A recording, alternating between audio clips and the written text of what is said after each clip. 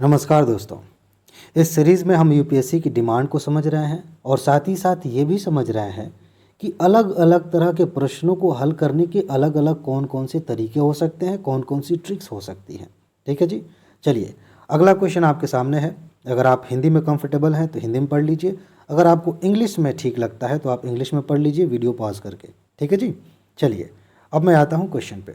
दो बातें हम करेंगे। पहली बात ये कि क्वेश्चन की डिमांड क्या है, यूपीएससी की डिमांड क्या है। ठीक है जी। और दूसरी बात कि इस प्रश्न को हल करने के क्या तरीके हो सकते हैं, कौन सी ट्रिक यहाँ काम आएगी। सबसे पहले डिमांड की बात करते हैं। देखिए, ऐसा नहीं है कि यूपीएससी ने पहली बार साहित्य पर प्रश्न पूछे हैं। यूपीएससी अक्सर प्रश्न पूछती रहती है। जब साहित्य से क्वेश्चन आते हैं, मैं थोड़ा सा हट के एक और डिमांड की बात कर लूँ यूपीएससी की, उस पर क्वेश्चन मैं लेके आऊँगा किसी दिन। तो दो तरह से क्वेश्चन पूछे जाते हैं साहित्य से। एक क्वेश्चन तो ये आपके सामने है और दूसरा क्वेश्चन बड़ा सीधा होता है, फैक्चुअल क्वेश्चन होता है कि इसकी रचना किसने की थी। ठीक है। और कभी कभी रचना को थोड़ा और जटिल बनाया जाए तो ये कहा जा सकता है कि किस कालखंड में ये रचना हुई थी, कब। ठीक है जी। तो उसके अलग आयाम है, उस पर मैं बात करूँगा जब उस तरह के क्वेश्चन लूँगा। फिलहाल एक नेचर है साहित्य से क्वेश्चन पूछने का कि यूपीएससी आपसे ये पूछ लेती है कि उस साहित्य की विशेषता क्या है, उसमें कौन सी बातें लिखी गई हैं। ठीक है। संगम साहित्य के बारे में पूछ लिया गया। अब ये आपने डिमांड समझ लिया। जब भी आप साहित्य वाले पोर्शन को पढ़ें तो दो बातें ध्यान में रखें। जो प्रसिद्ध ग्रंथ लिखे गए हैं उन्हें आप अच्छे से याद कर लें, किसने लिखा है उन्हें भी याद कर लें, और लिखने वाला व्यक्ति किस काल खंड में था, वहाँ से क्वेश्चन आते हैं। उस तरह के क्वेश्चन को मैं दिखाऊंगा आपको, वो आप ध्यान रख लें। और जो बहुत फेमस हैं, प्रसिद्ध हैं, उनमें कुछ उनकी विशेषताएं हैं, आखिर क्या लिखा गया है। जैसे वेदों के बारे में प्रश्न पूछा जाता है, पुराणों के बारे में, संगम साहित्य के बारे में, बौद्ध साहित्य के बारे में, तो उनमें क्या लिखा गया है, कौन सी विशेषताएं हैं, वहाँ से प्रश्न आते हैं। समझ रहे हैं डिमांड। बस इसी तरह से आपको साहित्य वाला पोर्शन देखना है। अब बात करते हैं कि इस क्वेश्चन को आप किस ट्रिक से हल कर सकते हैं। मान लेता हूँ मैं कि आपने संगम साहित्य ढंग से नहीं पढ़ा। ठीक है जी। ट्रिक कौन सी आजमाएंगे। देखिए, ये मैंने पिछले यूपीएससी प्रीलिम्स 2022 से पहले भी एक वीडियो बना के ट्रिक बताई थी, वो यहाँ पे काम करेगी। पहला कथन देखिए, संगम कविताओं में भौतिक संस्कृति का कोई संदर्भ नहीं है। मैंने आपसे कहा था कि यूपीएससी इस तरह के जब सेंटेंस बनाती है जहाँ एकदम एक्सट्रीम जाती है तो वो कथन गलत हो सकता है। मैंने ये भी बाकायदा एक वीडियो बना के बताया था कि इस तरह के क्वेश्चन हमेशा, ये वाले सेंटेंस हमेशा गलत हो सकते हैं 99%, और ये वाले कथन हमेशा सही हो सकते हैं 99%। ठीक है जी। फिलहाल यहाँ आते हैं। यहाँ पे एकदम एक्सट्रीम चली गई है यूपीएससी कि यहाँ भौतिक संस्कृति का कोई संदर्भ नहीं है। अरे भाई, भौतिक संस्कृति के बारे में तो बहुत सारी बातें यहाँ पे लिखी गई हैं, आध्यात्मिक बातें कम, इनफैक्ट भौतिक चीज़ें ज़्यादा लिखी गई हैं। तो कोई संदर्भ नहीं है। आप इसके आधार पे इस कथन को गलत कर सकते थे। आपसे पूछा गया सही क्या है, यानी कि अगर आप ये ट्रिक लगाएं तो ये कथन आपका छंट जाएगा, सही पूछा गया है।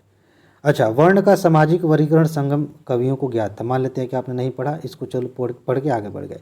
तीसरा देखिए, संगम कविताओं में समर शौर्य का कोई संदर्भ नहीं है। समर शौर्य के अंदर आप नजीर सीधे सीधे समझिए कि शौर्य की बातें हो रही है, ये जो राजा महाराजा थे, युद्ध की बात उस तरह का, तो उसका कोई शौर्य का कोई वर्णन ही नहीं है। आप ध्यान से देखेंगे, पढ़ेंगे तो पता चलेगा कि राजाओं के बारे में बहुत सारी बातें लिखी गई हैं। प्रेम कहानियाँ तो अलग हैं ही, उस पर तो लिखा ही गया है, शौर्य के बारे में भी लिखा गया है। और यहाँ पे फिर से यूपीएससी एक्सट्रीम सेंटेंस दे रही है कि कोई संदर्भ नहीं है इन कविताओं में। ये भी गलत हो गया।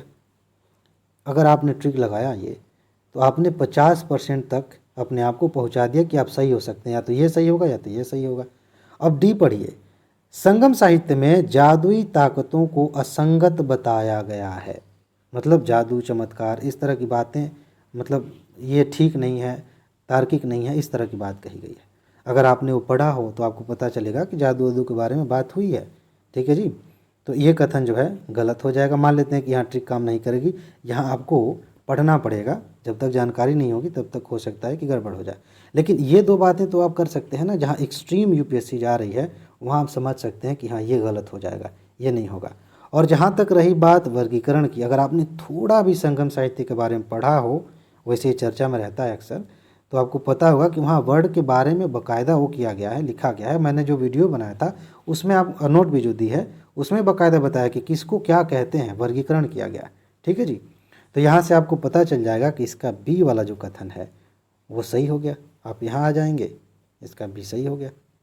ठीक है, तो ये ट्रिक काम करेगी। फिर से मैं दोहरा दूँ कि जब आप साहित्य के बारे में पढ़ते हैं तो 2-3 बातें, फेमस साहित्य है उसकी विशेषताएं देख लीजिए, उसमें क्या क्या लिखा गया है और किस व्यक्ति ने उस साहित्य को लिखा है, उस ग्रंथ को लिखा है। जिस व्यक्ति ने लिखा है उस पर मैं क्वेश्चन लेके आऊँगा उस तरह का, ठीक है, और दिखाऊंगा कि किस तरह से प्रश्न बनते हैं, उसका कालक्रम आपको पता होना चाहिए। ठीक है जी।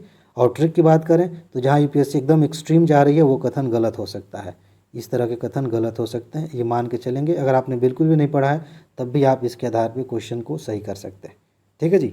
तो मेरे ख्याल से इसमें आपने समझ लिया होगा अच्छे से, इसमें इतना ही रहने देते हैं। अगली वीडियो में अगले क्वेश्चन के साथ नई डिमांड को समझेंगे यूपीएससी की और नए ट्रिक्स आजमाएंगे, देखेंगे कि कैसे प्रश्नों को हल किया जाता है। ठीक है जी। अपना ख्याल रखिए, खुश रहिए, मस्त रहिए, मुस्कुराते रहिए, जल्दी से सफल होइए और ज़िंदगी को एंजॉय करिए। आगे मिलते हैं। नमस्कार।